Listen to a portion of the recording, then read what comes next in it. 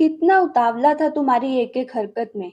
हर समय जल्दबाजी, जुल्दबाजी झलकता था तुम्हारे हर एक अंदाज में। तब सोचती थी कि शायद बचपना है तुम में अब भी। तुमसे पहली बार मैं अपनी परम सहेली निशा की शादी में मिली थी। तुम निशा के पति रोहित के बुआ के बेटे थे, यानी निशा के फुफेरे देवर। निशा के विदा होने तक तो तुम उससे मेरे लिए चापलूसी कर चुके थे। भाभी जी, आपकी सहेली प्रिया से मुझे पहली ही नज़र में प्यार हो गया है। प्लीज प्लीज प्लीज उसे कहो वह मुझसे एक बार तो मिल ले। एटलीस्ट आप उसका नंबर ही दे दो मुझे। आई स्वेयर मैं उसे बहुत खुश रखूंगा। निशा ने मुझे तुमसे एक बार मिलने को कहा तो मैं उसकी खातिर तुमसे मिलने को तैयार हो गई। इस तरह हमारी दोस्ती हुई। पर तुम्हें तो दोस्ती का पायदान लांघ कर प्यार, फिर शादी की सीढ़ियां चढ़ने की जल्दी थी। कितने हसीन वादे तुमने कर डाले थे मुझसे। तुम्हारी मनमोहक सूरत, वह मीठी चाशनी में घुली प्यारी प्यारी कभी ना खत्म होने वाली बातें। कौन कहता है कि हम लड़कियां बातूनी होती हैं।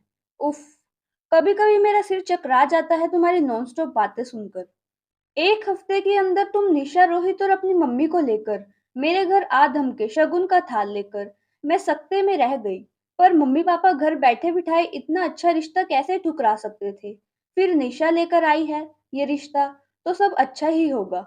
यह सोचकर थोड़ी बहुत पूछताछ करके उन्होंने मुझसे हाँ कहलवा दिया।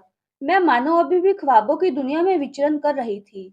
आखिर इनकार भी किस बात का करती। तुम सुदर्शन, उच्च शिक्षित, अच्छी कंपनी में कार्यरत व्यवहार कुशल लड़के थे और मेरी भी ग्रेजुएशन की पढ़ाई पूरी हो चुकी थी। अपनी लच्छेदार बातों से सबका दिल जीत लेते थे। उसी दिन झटपट रोके की रस्म अदायगी भी हो गई। 3 दिन बाद हमारी सगाई भी हो गई। फिर एक हफ्ते बाद शादी भी हो गई। चट मंगनी पट ब्याह वाली कहावत का असली मतलब मुझे आज समझ में आ गया। चाहे जयमाला पहनने का कार्यक्रम हो रहा हो या फेरों का, तुम हर वक्त जल्दबाजी चुलबाजी कर जा रहे थे। थोड़ा अजीब लगा मुझे, पर तुम्हारा मेरे प्रति अगाध प्रेम समझकर मैं शर्म से मुस्कुरा दी। अनायास तुमने मुझे चिकोटी काट ली और शरारत से आंख मार दी। सबके समक्ष तुम्हारा यह प्रेम प्रदर्शन अब मुझ में गुदगुदाने के बजाय शर्मिंदगी दे रहा था। पर मैं चुप रही, यह सोचकर कि अभी नया नया खुमार है, वक्त के साथ सब ठीक हो जाएगा। मैंने निशा से इस बारे में जिक्र किया तो उसने भी यही सब कहकर सांत्वना दी। अमन भैया बहुत प्यार करते हैं तुझसे, तू इन छोटी छोटी बातों पर ध्यान मत दे। अब तो तू मेरी देवरानी बनकर आ रही है। मैं बहुत खुश हूँ कि हम शादी के बाद भी मिलते रहेंगे, वरना शादी के बाद सहेलियां बिछड़ ही जाती हैं। वी आर सो लकी ना। परंतु तुम्हारा अजीबोगरीब बर्ताव मुझे खटक रहा था। शादी को 1 साल हो गया था। तुम्हारा मेरे प्रति जुनून कम होने की बजाय बढ़ता ही जा रहा था। इसे प्यार तो नहीं कहेंगे जो तुम करते थे और दावा भी करते थे। फिर 9 माह बाद हमारे आंगन में नन्ही मायरा की किलकारी गूंजी। मेरे तो पांव जमीन पर ही नहीं पड़ रहे थे। साथ ही यह उम्मीद भी बंधी कि शायद एक बेटी के बाप बनकर तुम मुझे परिपक्वता व ठहराव आ जाएगा। पर मुझे इस उम्मीद पर भी तुमने पानी फेर दिया। तुम्हें सिर्फ मुझसे मेरे जिस्म से ही मतलब होता था। अब तक मुझे तुमसे डर लगने लगा था। दिन व दिन मेरी सेहत गिरती ही जा रही थी। मैं कुछ दिन शारीरिक व मानसिक विश्राम चाहती थी। तुम मायरा के संग ना खेलते, ना ही उसकी तरफ देखते। कैसे बाप हो तुम, निष्ठुर निर्मोही। मैंने तो सुना था कि एक बाप अपनी बेटी को जान से ज्यादा प्यार करता है। पर तुम ना जाने किस मिट्टी के बने थे। वह रोती तो तुम चिढ़ जाते और उसे मनहूस कहकर परे कर देते। तुम्हें मेरे अलावा मेरे जिस्म के सिवा कुछ ना सूझता जब तक तुम घर में रहते। कैसा प्यार है यह तुम्हारा। मुझे तो घुटन होने लगी थी अब तुम्हारी मौजूदगी से। मायरा के सामने भी तुम उल्टी सीधी हरकत करने से बाज ना आते, तो अब मैं थोड़ा सख्त रवैया अपनाने लगी थी। अमन, बिहेव योरसेल्फ, कुछ तो लिहाज करो। अरे बच्ची के सामने तो कायदे से रहो। क्या असर पड़ेगा उस पर। वह बच्ची है, अभी वह क्या जाने यह सब। वह तो यही समझेगी उसके पापा उसकी मम्मी को कितना प्यार करते हैं। कभी कभी मुझे खुद पर गुस्सा आता कि मैंने अमन से शादी करने में दल्दबाजी क्यों कर दी। अब मुझे तुमसे चिढ़ होने लगी थी, तुम्हारे ऐसे बेपरवाह व अमर्यादित व्यवहार से तंग आकर। एक दिन मैं निशा के घर तुम्हारी शिकायत करने पहुंच गई। मैंने उसे अपने दिल का हाल बताया तो वह भी चिंतित हो गई। उसने रोहित से भी सब बताया तो रोहित ने कहा कि वह अमन से बात करेगा और उसे समझाएगा। तुम मेरी शिकायत लेकर गई थी निशा भाभी और रोहित के पास। तुम्हें पता है मुझे कितना जलील होना पड़ा उन दोनों के सामने, सिर्फ तुम्हारी वजह से। मेरा प्यार करना तुम्हें छिछोरापन लगता है? किस लिए तुमसे शादी की है मैंने? औरत किस लिए बनी हो तुम? पति को संतुष्ट रखने के लिए ही ना? पत्नी हो तुम मेरी, पूरा हक बनता है मेरा तुम पर, तुम्हारे शरीर पर, चाहे तुम चाहो या ना चाहो। मेरा जब जहाँ जैसे मन करेगा, तुम्हें उसी वक्त मेरी इच्छा पूरी करनी होगी। समझ गई तुम? और हाँ, आज के बाद किसी से भी इस बारे में जिक्र भी किया, तो देख लेना मुझसे बुरा कोई नहीं होगा। आते ही तुम मुझ पर भड़क उठे थे। यह सब सुन मैं सकते में आ गई। स्थिति बनने के बजाय और बिगड़ गई। अब तुम ज्यादा मनमानी करने लगे थे, तो तुम्हें मेरे शरीर के सिवाय कुछ नहीं दिखता था। हवस का राक्षस तुम पर ऐसा सवार हो रहा था कि मेरे अंदर की स्त्री धीरे धीरे दम तोड़ रही थी। पर तुम बेखबर थे। तुम मेरे दिल, मेरी रूह तक पहुंचे ही कब थे, जो मेरी पीड़ा समझते? मैं विरोध करती तो तुम बलात्कारियों की तरह पेश आते। एक दिन मैंने जॉब करने की बात तुम्हारे सामने रखी, तो तुम उखड़ गए। किस बात की कमी है? जो नौकरी करनी है तुम्हें, बाहर जाकर तफरी करनी होगी और क्या। एक पढ़े लिखे व्यक्ति के मुंह से ऐसी ओछी बातें सुनकर मैं अवाक रह गई। मम्मी जी ने मेरी बात का समर्थन किया, तो तुमने उन्हें चार बातें सुना दी। बेचारी अपना मुंह सा लेकर रह गई। क्या पुरुष स्त्री को अपने काबू में रखने के लिए पैदा हुआ है? जो माँ उसे 9 महीने पेट में पालती है, परवरिश करती है, उसे भी तुम अपने पैरों की जूती समझते हो। मैंने अपने मम्मी पापा से इस बारे में बात की, तो वह बोले कि समय के साथ सब ठीक हो जाएगा। किस बात की कमी है मुझे, जो पति की मर्जी के खिलाफ नौकरी करनी है मुझे? क्या करती? मन में सोच कर रह गई। कोई ऐसी डिग्री भी नहीं थी कि फौरन जॉब लग जाती। सब वक्त और ऊपर वाले के ऊपर छोड़ दिया। मायरा को मैं मम्मी जी के पास सुलाने लगी थी। कम से कम वह तुम्हारा घिनौना रूप तो ना देखे। उसके बाल सुलभ कोमल मन में पुरुष जाति के प्रति नफरत तो ना पनपे। उस दिन मम्मी जी ने अपने बेटे का अनोखा ही रूप देखा था। उन्होंने वह सब सुना था जो तुम निशा के यहाँ से आने के बाद मुझसे कह रहे थे। उस वक्त वह चुपचाप अपने कमरे में चली गई थी।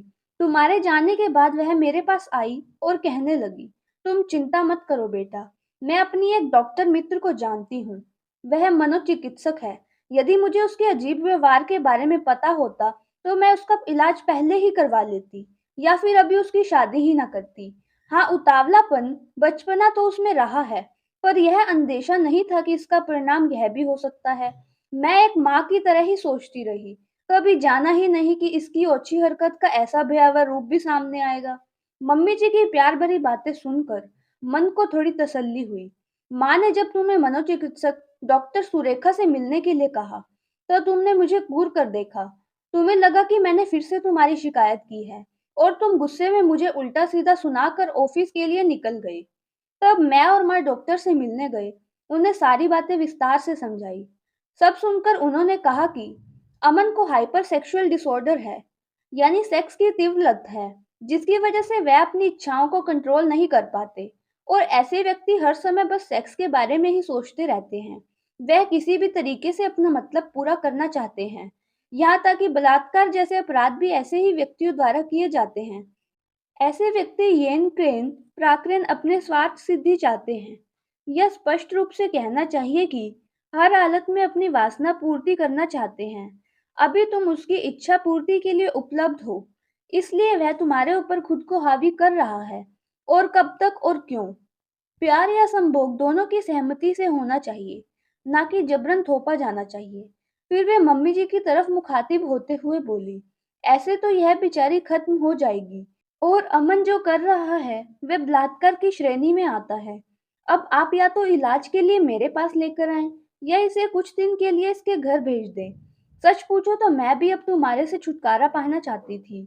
इन 2 सालों में मैंने इतना भुगत लिया था कि जीने की इच्छा ही खत्म हो गई थी। पर मैं अपनी बेटी के भविष्य को लेकर चिंतित थी। मैं मायरा को लेकर अपने मायके चली गई। मम्मी पापा मुझे देखकर खुश तो हुए, पर साथ ही पूछने लगे कि दामाद जी नहीं आए? इतने दिन के लिए आए हो? सुनकर अंदर से कुछ टूट गया, पर बुरा मानने की ना तो स्थिति थी और ना ही हिम्मत। मेरे तन मन को आराम की सख्त जरूरत थी, जो अमन से दूर रहकर ही मिल सकती थी। मैं अनमने ढंग से मायरा को लेकर कमरे में चली गई। मैंने मम्मी से बोला कि मैं कुछ देर सोऊंगी, रात को खाने के वक्त जगा देना। कितने महीने बाद, या यूं कहूं शादी के बाद, आज चैन की नींद आई थी मुझे। मम्मी जी ने फ़ोन करके बताया कि तुम कल घर नहीं आए थे, गुस्सा होकर जो गए थे। अगले दिन ऑफिस के बाद मुझे घर में ना पाकर तुमने पूरा घर सर पर उठा लिया था। मम्मी जी को भी बहुत सुनाया कि बिना उसके पूछे मुझे मायके क्यों भेज दिया। अगले दिन शाम तक तुम मेरे यहाँ आ धमके और मेरा हाथ पकड़कर अपने साथ घर ले जाने लगे। मम्मी पापा मुनहार में लगे थे, पर तुम बदतमीजी पर बदतमीजी किए जा रहे थे। तब पापा ने सख्त होकर कहा कि प्रिया आज कहीं नहीं जाएगी। यह कुछ दिन के लिए हमारे साथ रहेगी। उसकी हालत तो देखो, कितनी कमजोर लग रही है।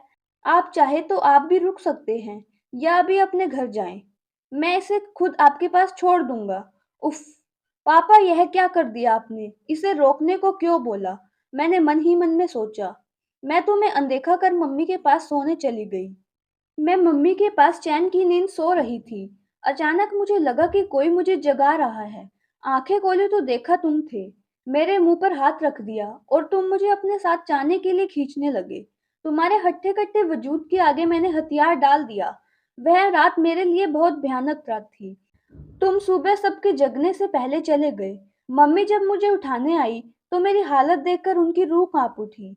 मम्मी का प्यार भरा स्पर्श पाकर मैं बेतहाशा रो पड़ी और रोते हुए सब बातें बताई। मम्मी एकदम सख्ते में आ गई। रोते हुए बोली, मुझे माफ कर दो बेटा। मुझे नहीं पता था कि अमन ऐसा दरिंदा है जो अपनी पत्नी के साथ ऐसा सलूक करेगा, जिसके पास रहना खतरे से खाली नहीं है। मायरा भी बड़ी हो रही है, उस पर इस बात का क्या असर होगा? मैं अभी तुम्हारी सास को फोन करके बुलाती हूँ। फिर मम्मी ने सारी बातें पापा को बताई। सासू माँ के आने के बाद मम्मी पापा ने उनसे बात की तो सासू माँ ने मेरा ही साथ दिया। उन्होंने उसी समय अमन को फोन करके आने को कहा। इधर पापा ने पुलिस को भी फोन कर दिया। मम्मी जी ने अमन से मेरे साथ दुर्व्यवहार व दुराचार के बारे में पूछा तो तुम मुझे आग्नेय दृष्टि से देखने लगे। अभी भी तुम्हारी आंखों में शर्मिंदगी नहीं थी। तुम ढीठ बने खड़े रहे, मुझे घूरते रहे। सासू माँ ने कहा, तू इंसान है या हैवान? इस तरह कोई अपनी पत्नी के साथ पेश आता है क्या? देख क्या हालत बना रखी है तूने इसकी। यह पति पत्नी का आपस का मामला है। आप लोग इससे दूर ही रहें। प्रिया तो कुछ बोल नहीं रही है और आप लोग खामखा के वकील बन रहे हैं। चलो प्रिया घर चलो, मुझे रोज रोज यहाँ आना अच्छा नहीं लगता। तुम मेरा हाथ पकड़कर ले जाने लगे तो मैंने झटके से अपना हाथ छुड़ा लिया। नहीं जाना मुझे तुम्हारे जैसे राक्षस के साथ कहीं। अब मैं तुम्हारे साथ और नहीं रह सकती। क्या कहा तुमने? क्या क्या कहा? तेरे पापा ने तुझे पट्टी पढ़ाई होगी ना। मेरा इनकार सुन तुम सकते में आ गए। काश यह हिम्मत मैंने पहले दिखाई होती। Shut up, how day you. मैं गुस्से में कांपने लगी। तुम मेरा हाथ पकड़कर खींच कर ले जाने लगे। पापा ने बीच बिचाव किया तो तुमने उन्हें धक्का दे दिया। मम्मी ने तुम्हें जोर का चाटा मारा और तब तक पुलिस भी आ गई। पुलिस तुम्हें गिरफ्तार करके ले गई। मैं तुम्हें पुलिस की जीप में जाते हुए देखती रही। अच्छा ही था जो मायरा उस समय प्ले स्कूल में थी। उसने तुम्हें हथकड़ी पहने पुलिस के साथ जाते हुए नहीं देखा, वरना उसके कोमल दिल को बहुत ठेस पहुंचती। और वैसे भी कौन सा तुम उसके साथ समय बिताते थे? जैसे पिता अपने बच्चों के साथ खेलता कूदता है, फरमाइश पूरी करता है, प्यार करता है। तुम तो पता नहीं किस मिट्टी के बने थे। अपने प्यार का ऐसा अंत तो मैंने नहीं चाहा था, पर नहीं, अब यही सही था। वह पूरी रात मेरी आंखों में कटी। मम्मी पापा के कमरे में से भी देर रात तक बातें करने की आवाज आती रही और नन्ही सी मायरा दुनिया से बेखबर होकर मेरे पल्लू में आराम से सो रही थी, हजारों परेशानियों से दूर। बचपन कितना मासूम होता है ना। काश हम बड़े भी इतने निश्चल और मासूम होते। मैं मायरा की खातिर कोई ठोस निर्णय लेना चाहती थी, पर पता नहीं दिमाग ने काम करना ही बंद कर दिया था। इसी उधेड़बुन में मुझे सुबह के वक्त नींद आ गई होगी। मैं हड़बड़ा कर उठी। टाइम देखा तो सुबह के 10 बज रहे थे। अरे मैं इतनी देर तक सोती रही। मायरा को स्कूल भेजने में देर हो गई है, पर मायरा है कहाँ? फिर तभी मम्मी चाय लेकर आई। उन्होंने कहा कि उन्होंने मायरा को तैयार करके स्कूल भेज दिया है। तभी मम्मी जी ने मेरा हाथ अपने हाथ में लेते हुए कहा कि बेटा तूने क्या सोचा है अपनी जिंदगी के बारे में? मेरा मतलब है क्या तू पूरी जिंदगी अकेले ही काट लेगी? हम हैं साथ तेरे, पर कब तक? कब तक तू ऐसे ही अकेली रहेगी? हमारे बाद तेरा और मायरा का क्या होगा? मैं मम्मी की गोद में सिर रखकर लेट गई। मैंने मम्मी से कहा कि मैं क्या करूं? मुझे कुछ समझ में नहीं आ रहा है, पर इतना तो तय है कि मैं उस राक्षस के पास दोबारा नहीं जाऊंगी। ठीक है, जरा सोच ले, क्या पता अमन के व्यवहार में बदलाव आ जाए। अमन का दिमाग का इलाज चल रहा था वहीं जेल में। तेरी सास ने बताया, 3 साल की सजा हुई है उसे। मम्मी, मुझे उसके बारे में ना ही कुछ सुनना है और ना ही जानना है। आज के बाद आप मायरा और मेरे सामने उसका नाम कभी नहीं लेंगे। और हाँ मम्मी, मैंने सोच लिया है कि मैं अपनी आगे की पढ़ाई पूरी करूंगी और साथ में कहीं नौकरी भी देख लूंगी। पापा मायरा को स्कूल से लेकर आ गए। पापा ने भी मेरी बात का समर्थन किया, तो मेरे दिल को राहत आई। मैंने सोच लिया था कि मैं एक राक्षस व्यक्ति की वजह से अपनी और अपनी बेटी की जिंदगी बर्बाद नहीं करूंगी। अपनी खुद की एक अलग पहचान बनाऊंगी। मैं अब अमन से कोई नाता नहीं रखूंगी। मैं उससे तलाक ले लूंगी और मैंने अपना फैसला मम्मी पापा को सुना दिया। मैंने फिर निशा को फोन किया। कुछ घंटों बाद निशा और रोहित मेरे यहाँ आ गए। सारी बातों को सुनने के बाद उन्हें बहुत दुख हुआ और अमन पर गुस्सा भी आया। उन्होंने भी अमन से सारे रिश्ते तोड़ दिए। रोहित ने अपने वकील दोस्तों से बात की और निशा ने बताया कि उसके बड़े भैया, जो कई सालों से विदेश में डॉक्टरी की पढ़ाई कर रहे थे, उन्होंने एक अस्पताल और नर्सिंग इंस्टीट्यूट खोला है। उन्होंने कहा कि वह मेरे लिए उनसे बात करेगी। उसकी बातें सुनकर फिर से जीने की उमंग जाग उठी। मैंने ग्रेजुएशन के प्राइवेट पढ़ाई के लिए फॉर्म भर दिया और नर्सिंग इंस्टीट्यूट में दाखिला ले लिया। 1 साल से मैंने अमन से तलाक ले लिया। मुझे अब राहत थी, परंतु अमन अभी भी जेल में ही था। सासू माँ से कभी कभार बात हो जाती थी। अमन की वजह से सासू माँ को क्यों गलत ठहराया जाए? उन्होंने तो हर स्वभाव में मेरा साथ ही दिया था। कभी कभार मायरा से मिलने घर भी आ जाया करती थी। माँ को दिल की बीमारी थी, इसलिए कभी कभी वह खींच भी जाती थी जब मायरा उन्हें परेशान करती थी। मैं दिन में ट्रेनिंग करती और रात में कॉलेज की पढ़ाई करती। शनिवार रविवार को क्लास अटेंड करती। इतनी व्यस्तता में बेचारी बच्ची पर ध्यान देने का मौका ही नहीं मिला। मेरी परेशानी को देख सासू माँ ने कहा कि मायरा को मेरे पास छोड़ जाया करो। अब मायरा उनकी देखरेख में थी। देखते देखते 3 साल कब निकल गए पता ही नहीं चला। अमन जेल से रिहा होकर घर आ गया और अब मैंने मायरा को सासू माँ के पास भेजना भी बंद कर दिया, क्योंकि मैं नहीं चाहती थी कि अमन की परछाई भी मेरी बच्ची पर पड़े। मम्मी दिल की बीमारी से हार गई। पापा भी मम्मी के गम में गुमसुम उदास रहते थे। मैं सीनियर नर्स बन चुकी थी। नमन जी, निशा के भाई और अस्पताल के मालिक बहुत अच्छे इंसान थे। सिंगल मदर की परेशानी समझते हुए मुझ पर काम के घंटे को लेकर रियायत कर देते थे। सब ठीक ठाक चल रहा था। मेरी ग्रेजुएशन की पढ़ाई पूरी हो चुकी थी। घर में मायरा और पापा की देखभाल के लिए मैंने एक भरोसेमंद नौकरानी रख दी थी, जो दिन रात घर पर ही रहती थी। जिंदगी की गाड़ी धीरे धीरे पटरी पर आने लगी थी, परंतु शायद यह मेरा ही भरम था। ऐसा अच्छा मेरा नसीब कहाँ। एक दिन जब मैं घर पर ही थी, तभी मायरा बड़े गुस्से में आई। बैग सोफे पर पटक कर मुझसे बोली, मम्मा, आप बहुत ज्यादा गंदे हो। आपने मेरे पापा को जेल भिजवाया था ना? क्या बोल रही है मारू? किसने कहा तुमसे यह सब? वो मेरी फ्रेंड ही बोल रही थी कि आप सबने मिलकर मेरे पापा को जेल भिजवा दिया और मुझे मेरे पापा से अलग कर दिया। मुझे पापा के पास जाना है। कहीं नहीं जाओगे तुम। हमारा उनसे अब कोई संबंध नहीं है। क्यों नहीं है? मैं तो जाऊंगी। पहले भी तो मैं दादी के पास जाती थी ना, तो अब क्यों नहीं जाने देती हो? मुझे पता है आपने मेरे पापा से डिवोर्स ले लिया है, पर मैं हूं तो उनकी भी बेटी। आप मुझे रोक नहीं सकती उनके पास जाने से। आपने उनसे तलाक लिया है, मैंने नहीं। उसके मुंह से यह सब बातें सुनकर मैं अवाक रह गई। पापा ने उसे समझाने की कोशिश की, तो उसने उनका हाथ झटक दिया। पापा गिरते गिरते बचे। उस पर मुझे वही याद आ गया, जब अमन ने पापा को धक्का दिया था। मैंने मायरा को जोर का थप्पड़ मार दिया। वह रोते रोते अंदर कमरे में भाग गई। आज पहली बार मैंने अपने बच्चे पर हाथ उठाया था। मैं अपने आप को बहुत कोस रही थी कि मायरा ही तो मेरे जीने का एकमात्र सहारा है। उसे दुख देकर मैं कैसे खुश रह पाऊंगी? अभी 10 साल की छोटी बच्ची ही तो है। पता नहीं उसके नन्हे दिमाग में क्या चल रहा होगा। पहले जब वह अपने पापा के बारे में पूछती थी, तो मैं कोई ना कोई बहाना बनाकर फुसला देती थी। अब वह बड़ी हो रही है, पर उसे असली वजह भी नहीं बता सकती थी। मैं कमरे में गई और मायरा सो चुकी थी। मैंने सासू माँ को फोन किया और सब बातें बताई।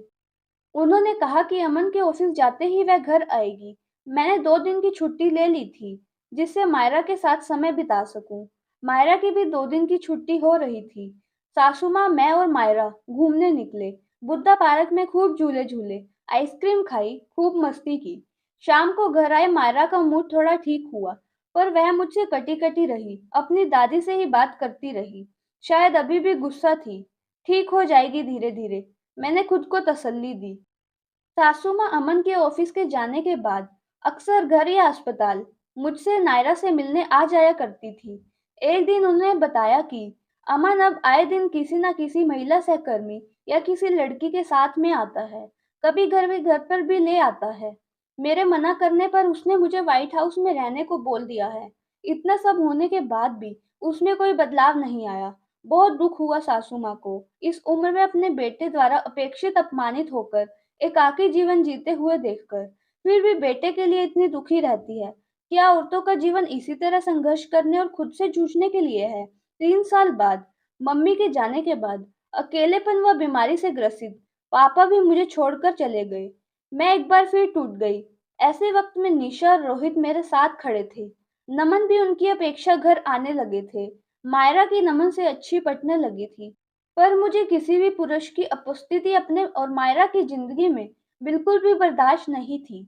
मैं उनसे स्पष्ट शब्दों में कुछ नहीं कह पा रही थी, तो मैंने निशा को बोला कि वह अपने भाई को समझा दे, मुझसे और मायरा से दूरी बनाकर रखे। तब निशा ने मुझे बताया, प्रिया, भाई तेरे बारे में, तेरी शादी के बारे में, तेरे तलाक के बारे में सब कुछ जानते हैं और तुझसे शादी करना चाहते हैं, पर तुझसे बात करने से पहले वह मायरा का दिल जीतना चाहते हैं, जिससे कि वह उन्हें पिता के रूप में स्वीकार कर ले। अब तू ही बता, तू अकेले मायरा की परवरिश कैसे करेगी? अब तो अंकल भी नहीं रहे, जो कम से कम घर में उसके साथ थे। नौकर चाकर के भरोसे कहीं बच्चे पलते हैं क्या? तू ही बता। तू जब काम पर जाती है, तो तुझे मायरा की कितनी फिक्र रहती है। भाई उसे अपना नाम और सुरक्षा देना चाहते हैं, तो इसमें गलत क्या है? निशा के जाने के बाद मैं काफी देर तक सोच में पड़ी रही। एक तरफ अमन की प्रताड़ना से डरी हुई थी, उसकी वजह से पुरुष जाति के प्रति नफरत थी। दूसरी तरफ मायरा के भविष्य को लेकर चिंतित। समझ में नहीं आ रहा था कि क्या करूं। अगले दिन जब मैं ड्यूटी पर थी, तभी शांता नौकरानी का फोन आया।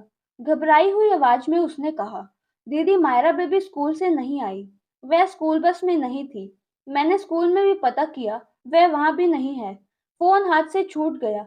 मैं बेतहाशा रोई जा रही थी। लग रहा था मानो मेरी दुनिया ही उजड़ गई हो। जल्दी से ऑटो में बैठकर निशा को फोन लगाया। निशा और रोहित भी निकल पड़े उसे ढूंढने। नमन उस वक्त अस्पताल में नहीं थे। जब उन्हें पता चला तो वह भी ढूंढने चल दिए। मैं लगातार रोती जा रही थी। मायरा की सभी सहेलियों के घर फोन करके पूछा, किसी को कुछ नहीं पता था। तभी सासू माँ का फोन आया कि मायरा उनके पास है। मेरी जान में जान आई। यह खबर सुनकर मैंने ऑटो वाले को यहाँ चलने को बोला, तो सबको खबर कर दी गई कि मायरा मिल गई। सासू माँ के पास बैठी मायरा बड़ी खुश नजर आ रही थी कि मुझे देखते ही उसने मुंह बनाया और बोली, आप क्यों आई हो? अब मैं यहीं रहूंगी, दादी और पापा के पास। आप रहो जाकर अपने नमन अंकल के साथ। क्या बोल रही हो बेटा तुम? तुझसे किसने कहा कि मैं नमन अंकल के साथ रहूंगी? मैंने खुद अपने कानों से सुना था कि उस दिन निशा आंटी आपसे उस आदमी के साथ शादी करने के बारे में बोल रही थी। मैं उनसे अच्छे से बात कर लेती हूँ, तो इसका मतलब यह नहीं है कि मैं उन्हें अपना पापा बना लूंगी। आपको तो नए पति मिल जाएंगे, पर उन्हें मैं अपना पापा कभी नहीं मानूंगी। जब मेरे पापा हैं, तो मैं किसी और को अपने पापा क्यों मानूं? नहीं मेरी बच्ची, मैं किसी से शादी नहीं कर रही। तू तो मेरी जान है, तुझे छोड़कर मैं कैसे जी पाऊंगी? घर चल, मैं और तुम, बस हम दोनों एक साथ रहेंगे जीवन भर। मैं तुझसे प्रॉमिस करती हूँ कि मैं कभी किसी से शादी नहीं करूंगी। तेरे साथ हूँ हमेशा। लेकिन मुझे पापा भी चाहिए। साथ में आप भी यहीं रहो, तो हमारी फैमिली कंप्लीट हो जाएगी। आप, मैं और पापा और दादी, कितना अच्छा रहेगा ना? मैं बेबस लाचार निढाल होकर धम होकर बैठ गई। सासू माँ ने मुझे सहारा देकर उठाया और पानी पिलाया। उन्होंने मायरा से कहा कि वह गार्डन में जाकर खेले। वह वहां रंग बिरंगे फूल खिले हैं। मायरा के जाने के बाद उन्होंने कहा कि वह उसे प्यार से समझा बुझाकर कल घर ले आएगी। शनिवार रविवार वैसे भी उसकी स्कूल की छुट्टी है। संडे की शाम को उसे ले आएगी। वैसे भी अमन 4-5 दिन के लिए टूर पर गया हुआ है। मैं निश्चिंत होकर घर आ गई। संडे को जब सासू माँ मायरा को लेकर नहीं आई, तो मैंने फ़ोन किया, तो वह बोली कि उसकी तबीयत खराब है, तो वह सोमवार उसे स्कूल छोड़ देगी। सोमवार की सुबह-सुबह करीब 5 बजे मेरा फ़ोन बजा। इतनी सुबह किसका फ़ोन होगा? शायद हॉस्पिटल से होगा फ़ोन। उठाया तो सासू माँ का फ़ोन था। प्रिया, मैंने अमन को मार दिया है। क्या? क्या बोल रही हो मम्मी जी? मार दिया मतलब? तू बस आ जा। ओके, ओके आती हूँ। मैं परेशान होकर उनके घर की तरफ भागी। मम्मी जी पता नहीं क्यों बहकी-बहकी बातें कर रही है। तबीयत तो नहीं खराब हो गई उनकी। अरे मैंने मायरा के बारे में तो पूछा ही नहीं। चलो जा तो रही हूँ, देख लूँगी क्या हुआ है। खुद से बातें करते कब मैं उनके घर पहुँच गई पता ही नहीं चला। जब रिक्शे वाले ने कहा कि घर आ गया, तब मुझे होश आया। मैंने उसे वहीं रुकने को कहा, क्या पता उसकी ज़रूरत पड़ सकती थी। और व्हाइट हाउस का रास्ता गार्डन से होते हुए जाता था। भागी-भागी मैं अंदर जाने लगी। गार्डन की तरफ जाते हुए मैंने जो नज़ारा देखा, उसे देखकर तो मैं होश खो बैठी। मम्मी जी के हाथ में खून से सनी कुल्हाड़ी और नीचे अमन खून से लथपथ पड़ा है। कुछ समय के लिए मैं स्तब्ध रह गई। तभी मेरी नज़र झाड़ियों के पीछे छुपी मायरा पर पड़ी। वह थर-थर काँप रही थी। मैंने भागकर उसे गले से लगा लिया। क्या हुआ मेरी बच्ची? तुम यहाँ क्यों छुपी हो? मेरी गोद में आते ही वह रोने लगी। मैंने उसे बड़ी मुश्किल से चुप करवाया। वह बोल भी नहीं पा रही थी। बहुत डरी हुई थी मेरी बच्ची। मम्मी जी भी शून्य से ताके जा रही थी और बार-बार बीच में चिल्लाने लगती कि मार डाला मैंने अपने बच्चे को। थोड़ी हिम्मत करके मैंने पुलिस को फ़ोन किया और फिर निशा। थोड़ी देर में पुलिस, निशा, नमन और रोहित आ गए। अमन के प्राण जा चुके थे। थोड़ी देर बाद पुलिस ने मुझसे और नौकरों से पूछताछ की और मम्मी जी को हिरासत में ले लिया। थोड़ी देर बाद फिर पुलिस की टीम भी आ गई। मायरा से पूछताछ की तो वह कुछ बोल नहीं पा रही थी। थोड़ी देर बाद सभी को पुलिस स्टेशन ले जाया गया। तब तक मम्मी जी संभल चुकी थी। अपने बयान में उन्होंने जो कुछ बताया, उसे सुनकर सबके रोंगटे खड़े हो गए। मम्मी जी ने बताया कि अमन संडे को टूर से वापस आ गया। वह गार्डन में बैठकर शराब पी रहा था। मायरा भी अचानक अमन से मिलने वहां पहुंच गई। पिता से मिलने की बेताबी तो थी ही बच्ची में, तो अमन को देखते ही पापा पापा कहकर उससे जाकर लिपट गई। नशे में धुत उस राक्षस को अपनी बेटी हवस पूर्ति का साधन नजर आई। मायरा की चीख सुनकर मैं भागी चली आई। मैं उसे बचाने लगी तो अमन ने मुझे धक्का दे दिया। रात को नौकर भी क्वार्टर में सोने चले जाते हैं। मेरी आवाज सुनकर जब कोई नहीं आया तो मैंने पास में पड़ी कुल्हाड़ी उठा ली। वह मायरा को लेकर कमरे में जाने लगा तो मैंने कुल्हाड़ी उसके ऊपर फेंक कर मारी, जो उसके सिर पर जा लगी। पर मैंने अपनी बच्ची को बचा लिया प्रिया। मैंने तेरी बच्ची को बचा लिया। मुझे कोई दुख नहीं है कि मैंने अपने बेटे को मार दिया। मैंने एक राक्षस का अंत किया। हा हा हा। मम्मी जी कभी अथाह करती, कभी फूट फूट कर रोने लगती। रोहित ने सासू माँ के लिए एक अच्छा वकील कर दिया बचाव हेतु। अदालत की गई। इस हत्या के लिए मम्मी जी को नाम मात्र ही सजा सुनाई गई। 1 साल बाद, उस हादसे के बाद, मायरा को नॉर्मल होने तक बहुत वक्त लग गया। जेल से छूटने के बाद सासू माँ को भी हम अपने घर ले आए। मायरा ने एक संडे सरप्राइज पार्टी रखी। मुझे सुकून मिल रहा था कि मेरी बच्ची आज खुश है। पूछने पर बोली, सरप्राइज बताते थोड़ी है मम्मा, आप भी ना बुद्धू हो एकदम। अरे बाबा वेट एंड वॉच पहले, सबको आने तो दो। अच्छा बाबा ठीक है, जो हुक्म मेरे आका। मैं तो बस तुझे खुश देखना चाहती हूँ। थोड़ी देर में निशा, रोहित और नमन आ गए। चाय नाश्ता हो गया। गोल्ड ड्रिंक का एक दौर चल गया। अब वह खाना लगवाने लगी टेबल पर सरप्राइज का खुलासा नहीं कर रही थी। खाना खत्म होने के बाद उसने शांता को आवाज लगाई, मौसी टेबल साफ कर दो, सबके लिए आइसक्रीम निकाल दो। जी मायरा बेबी, अभी करती हूँ। बड़ी मुखिया की तरह लग रही थी आज मेरी मायरा। बहुत गर्व महसूस हो रहा था। लो जी, आइसक्रीम भी आ गई। अब तो बताओ मायरा सरप्राइज। मम्मी जी क्या आप नमन अंकल की जगह मुझे पापा बोलने की इजाजत देंगे? क्या? मैं गुस्से में एकदम खड़ी हो गई। मायरा मेरे पैरों के पास आकर बैठ गई। मेरे हाथों को अपने हाथों में ले लिया उसने। यह मजाक नहीं है मम्मा। मुझे माफ कर दो। मैंने आपको गलत समझा था। मैंने कितना मिसबिहेव किया था आपके साथ। I am sorry mamma.